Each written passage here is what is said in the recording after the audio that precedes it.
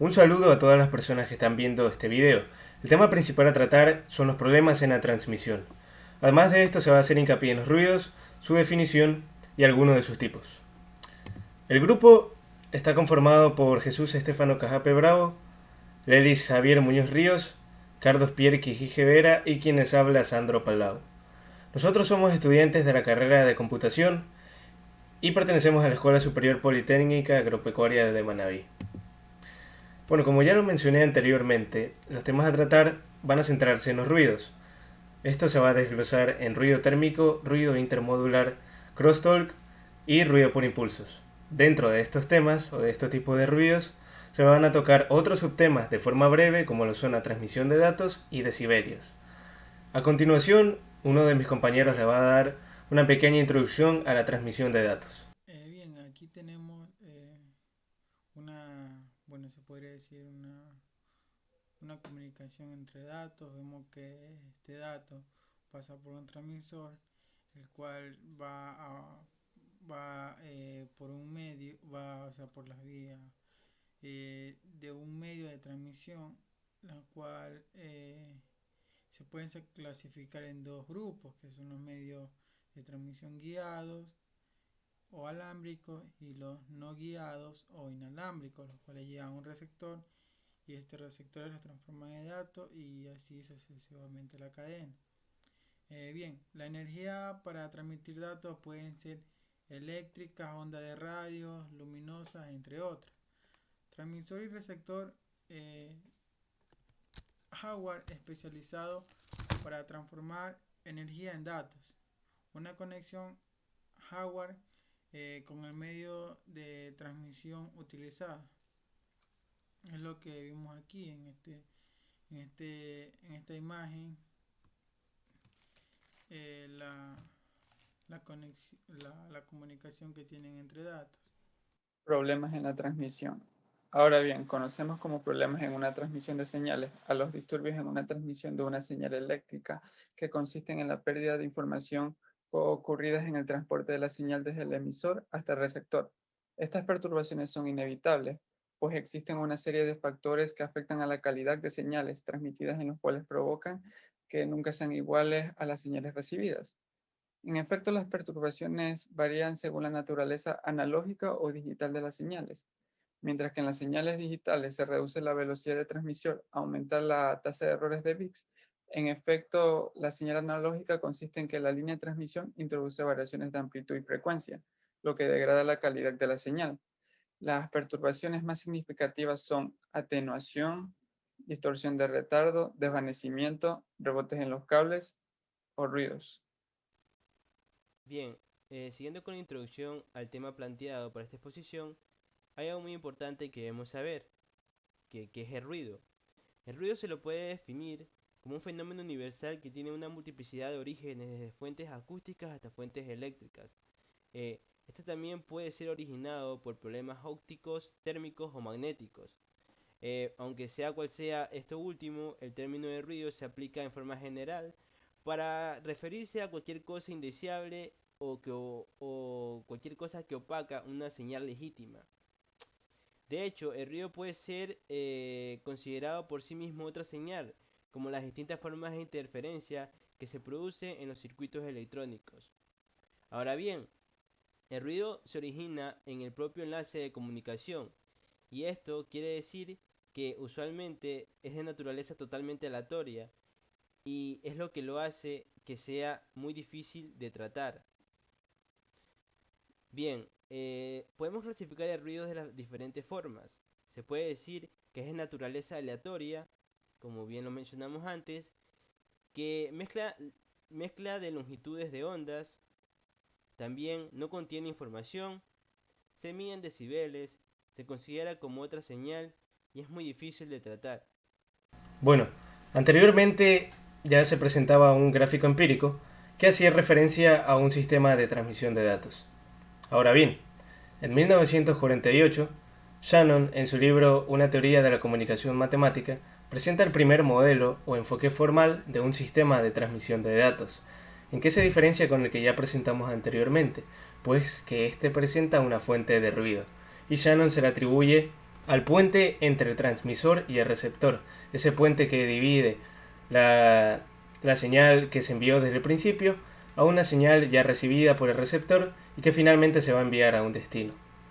Algunas décadas después, específicamente en el 2011, Miquel de Moragas, en su libro Interpretar la comunicación, le da un giro y hace una reestructuración y reinterpreta el diagrama propuesto por Shannon. Este, como vemos, tiene la fuente de ruido en la parte inferior y se le atribuye al medio y el canal que rodea al transmisor y al receptor. Recordemos también, y como ya se mencionó anteriormente, que el ruido es de naturaleza aleatoria y es muy difícil de tratar. A continuación, otro de mis compañeros les va a explicar o les va a introducir a la tipología de los ruidos, específicamente al ruido térmico. El ruido térmico. Según Jorge Márquez, el ruido Johnson-Naismith, también conocido como ruido térmico, ruido de Johnson o ruido de Naismith, se genera por la agitación térmica de los portadores de carga en equilibrio, que generalmente son electrones dentro de un conductor, lo que sucede de manera independiente del voltaje aplicado. El ruido térmico es aproximadamente blanco, lo que significa que la densidad espectral de la potencia es casi plana. Además, su amplitud de señal sigue una distribución gaussiana, que esta es una de las distribuciones de probabilidad de variable continua. En sí, el ruido térmico es la causa de ruido más importante en los circuitos electrónicos y por consecuencia está presente en los sistemas de comunicaciones que incluyen circuitos eléctricos o electrónicos, particularmente en los receptores en los que los niveles de señal pueden ser comparables a los de ruido térmico generado en los circuitos de su propio receptor. Su origen es el movimiento aleatorio de los electrones libres en los conductores y semiconductores. Este movimiento es causado por la temperatura y puede interpretarse como en un instante dado, el número de electrones que se mueven hacia una dirección es mayor al número de electrones que se mueven hacia la dirección opuesta, sin que el periodo largo de tiempo predomine en el movimiento de las dos direcciones, es decir, que su valor medio es cero. En otras palabras, el ruido térmico se considera como una variable aleatoria de valor medio cero, pero su valor instantáneo no es cero. Ahora, la densidad espectral. Según Tolasa, dice que la densidad espectral del ruido térmico es uniforme en el espectro de frecuencias, es decir, que sus componentes espectrales abarcan desde los 0 Hz hasta las frecuencias de 10 elevado a la 13 Hz. Esto sucede en la región ultravioleta con la misma amplitud. De aquí este tipo de ruido se designa como ruido blanco por analogía a la luz blanca, cuyo espectro es uniforme en el rango de frecuencias visibles. En otras palabras, contiene una igualdad de componentes de todos los colores del espectro visible. Aquí dice que la densidad espectral del ruido depende de la temperatura y está dada por la siguiente fórmula, que n sub 0 es la densidad de la potencia de ruido, K viene siendo la constante de Boltzmann y T viene siendo la temperatura absoluta en grados Kelvin. Ahora la relación ruido-señal. En sí, la relación ruido-señal tiene que ver con el ruido térmico porque este limita la resolución de cualquier sistema. Es porque en el siguiente ejemplo, si el nivel de señal es mayor que en el nivel de ruido, esto quiere decir que es bueno porque al momento que queremos capturar la señal lo podremos hacer, pero habrá casos en que el nivel de la señal será más baja que el nivel de ruido y cuando queramos capturar esta señal no se podrá hacer porque solamente vamos a capturar ruido. Ahora, como en un punto general, el ruido térmico no se ve afectado por los componentes de la corriente continua, que puede circular por una resistencia. Si bien algunas resistencias como la de carbón generan un ruido adicional, estas dependen de la corriente, que las hace inadecuadas para algunas aplicaciones. Bien, siguiendo con el siguiente ruido, que es un ruido intermodular. Primero hay que definir qué es la intermodulación. La intermodulación se lo puede definir como la mezcla, ya sea adición o diferencia, de dos señales de radiofrecuencia que generan una tercera fuera de las bandas de las dos originales.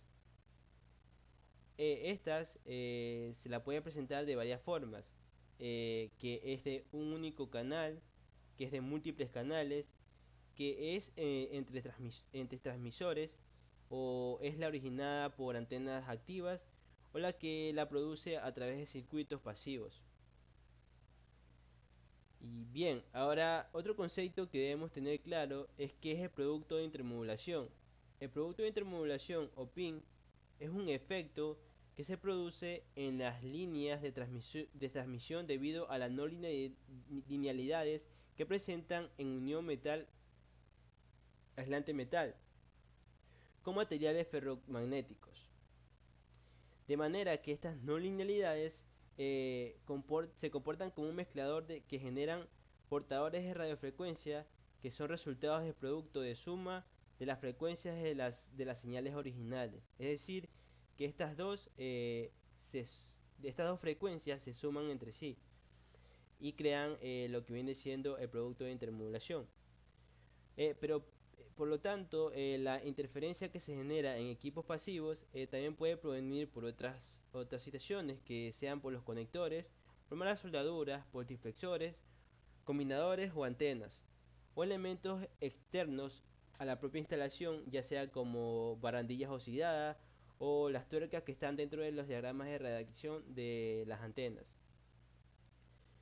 Bien, ahora sí, ¿cómo podemos definir el ruido de intermodular? Ya conociendo los dos términos o los dos conceptos anteriores, es básicamente lo mismo. El ruido intermodular se debe a la presencia de productos de intermodulación. Si se pasan de varias señales a través de un dispositivo no lineal, el resultado será productos de intermodulaciones que son componentes de frecuencia no esenciales. Esto quiere decir que estos componentes pueden estar dentro o fuera de la banda de frecuencias de interés del dispositivo. Y también hay que recalcar que estas frecuencias deben ser distintas para que se produzca este ruido intermodular. Las no linealidades hacen que cada señales se combinen, como estaba mencionando, con las otras señales del conjunto, para producir una serie de sumas o diferencias según el pedido. Ahora, un dato interesante es que el ruido intermodular difiere del ruido térmico, ya que es una función de la potencia de la señal en el punto de la no linealidad. Ahora bien, veamos un ejemplo de este. Como vemos en la primera imagen, tenemos una frecuencia 1 y una frecuencia 2. Como vemos, estas frecuencias son distintas y lo que pasan es que se mezclan y crean la intermodulación, que sería la suma de la frecuencia 1 con la frecuencia 2. En la otra imagen tenemos otro ejemplo. Tenemos los datos a transmitir. Tenemos la señal, tenemos la señal que sería la frecuencia 1 y el ruido que sería la segunda frecuencia. Ahora tenemos la señal más el ruido, que es donde se genera la intermodulación. Y bien, como podemos ver acá abajo, tenemos los datos recibidos y los datos originales. Y vemos que existe un error de bit, es decir, que la información no llegó como debería. Ahora, algunos autores no definen la intermodulación como un ruido, ya que dicen que estas se pueden controlar y no son aleatorias. Como vimos al principio, un ruido es aleatorio y no se puede controlar. Por eso varias personas definen que la intermodulación o ruido intermodular no es un ruido. Y también vi en un video que también lo usaban para generar ruidos para músicas electrónicas. Y me pareció muy interesante eso y quise comentarlo en esta exposición. Bueno, creo que eso sería todo por mi parte y a continuación le doy paso a mi compañero que va a explicar el siguiente ruido. Bueno, a continuación les voy a explicar sobre el crosstalk.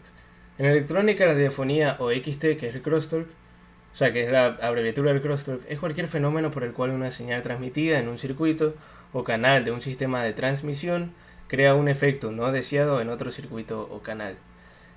La diafonía generalmente es causada por un acoplamiento capacitivo, inductivo o conductor no deseado de un circuito o canal a otro.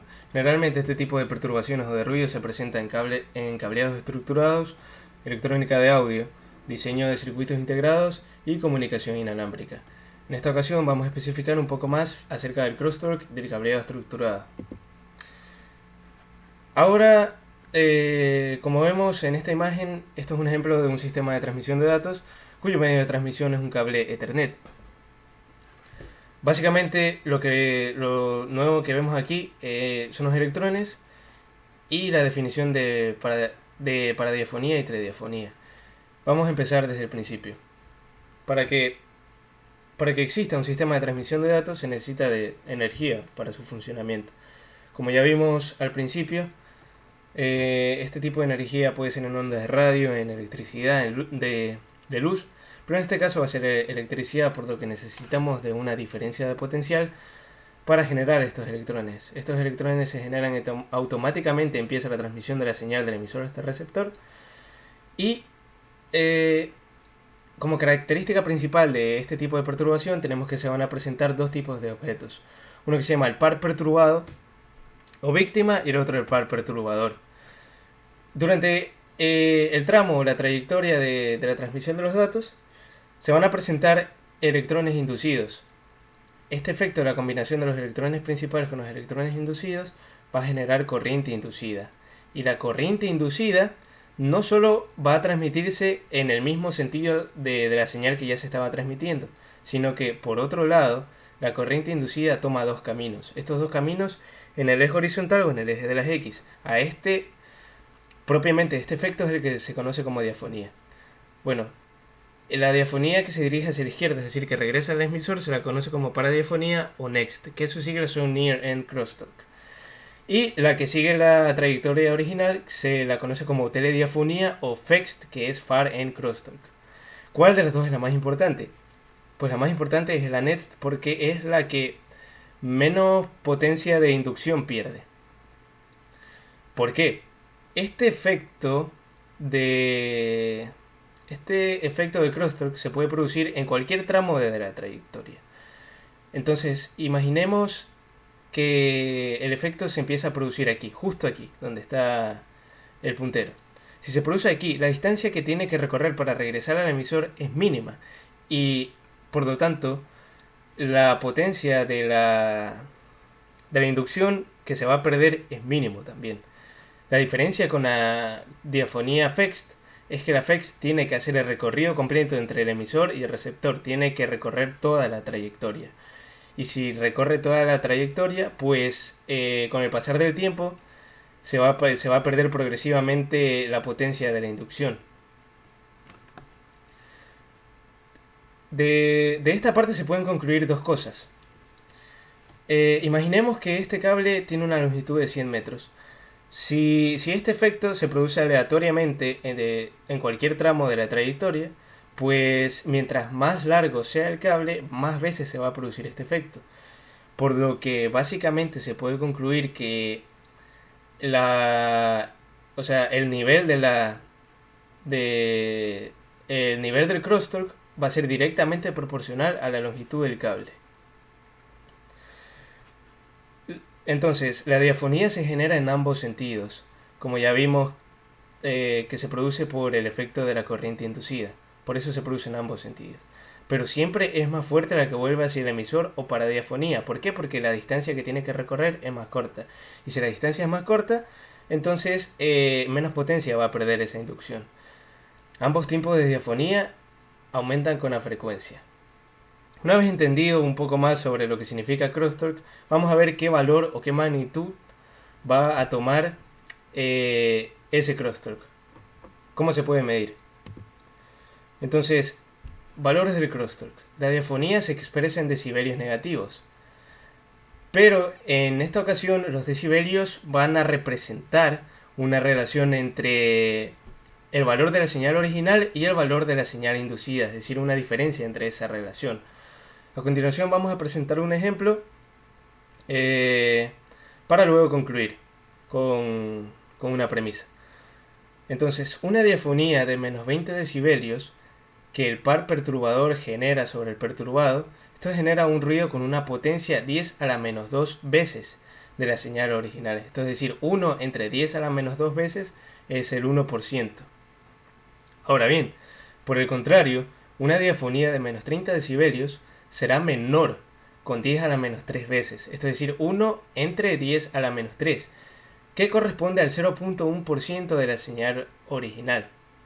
Esto quiere decir que entre mayor sea la diafonía, pues, o sea, entre mayor sea el valor absoluto de la diafonía, como vemos aquí está en menos 20 y acá en menos 30, entre mayor sea ese valor absoluto, pues menor va a ser la señal que se pierde, o sea, menor va a ser la diferencia entre la señal original y la señal inducida.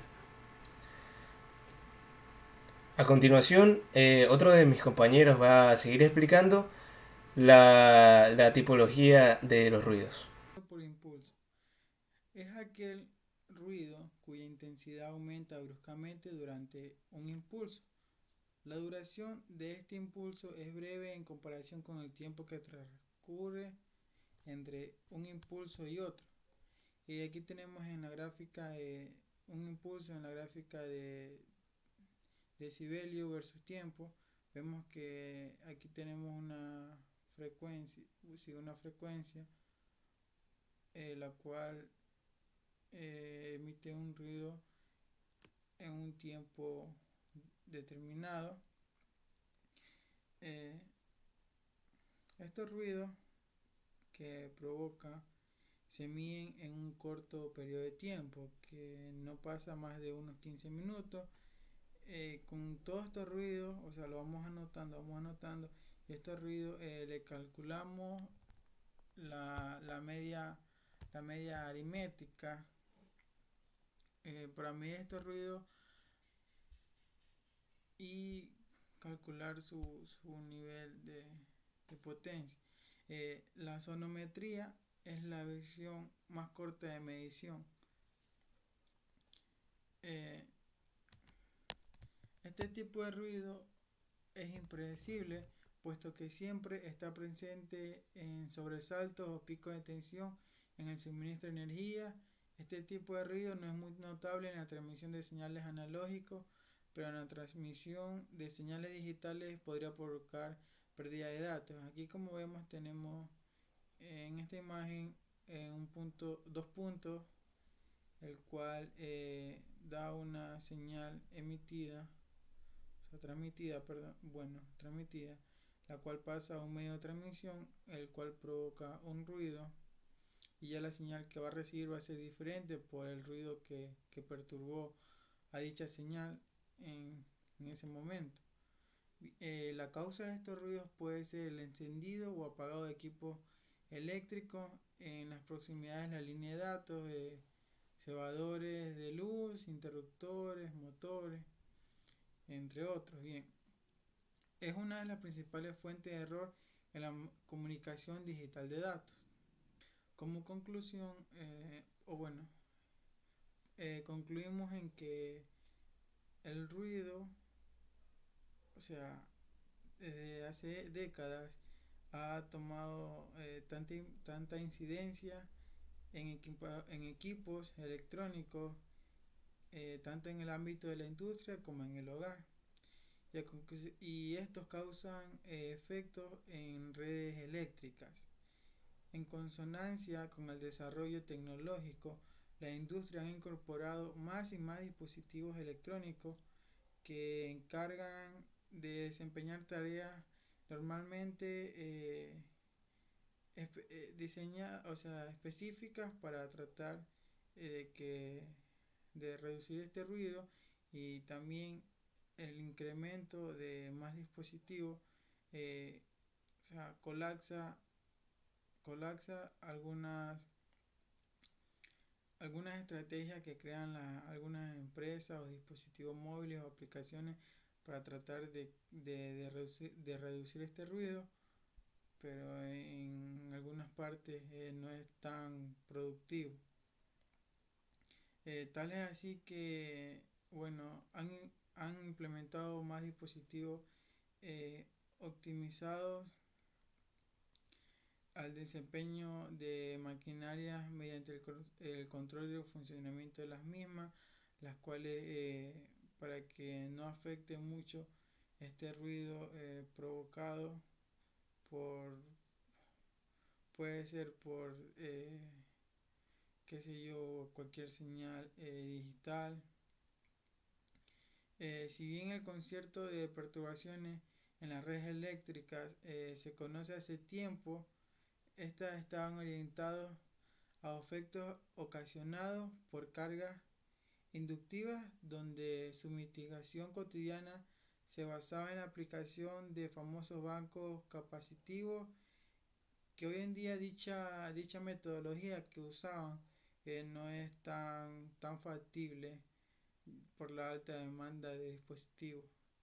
Un ejemplo de ruido podría ser el que tenemos ahora entre yo como hablante y ustedes como oyente, el cual uso mi medio de transmisión, o sea, el micrófono es como tipo un medio de transmisión, el cual en el ambiente, si hay un ruido de algo, de un aplauso o algo, se va a escuchar y va a distorsionar el mensaje que yo le estoy dando, pero hay algunas aplicaciones, programas que pueden mitigar este ruido o incluso instrumentos físicos, como hay supresores de ruido que usan los cantantes, youtubers y entre otros para mitigar esto. Muchas gracias.